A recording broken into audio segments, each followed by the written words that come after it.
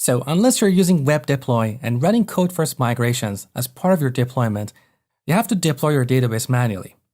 In Package Manager console, we can type update database and then provide a switch script.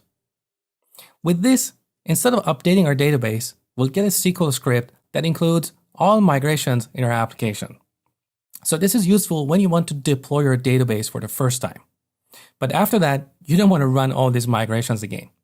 In that case, you can provide another switch, source migration, and here specify the name of the migration class. For example, imagine we have run all these migrations from the beginning up to here.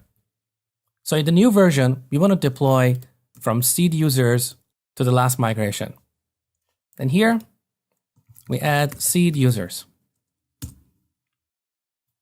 Now look, here's a SQL script that we can hand off to a DBA or manually import into a custom database deployment tool.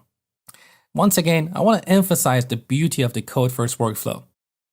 These migrations we have here include both our schema and data changes. So if as part of deploying a new version, we have to add new reference data or modify or delete some of the existing reference data, they're all included in our migrations.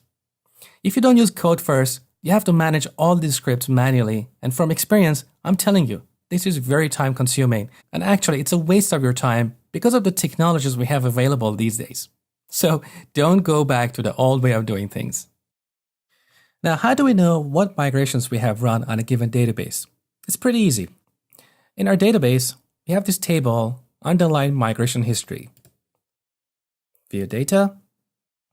Let's expand this column, migration ID. So you can see the last migration run on this database is add number available to movie.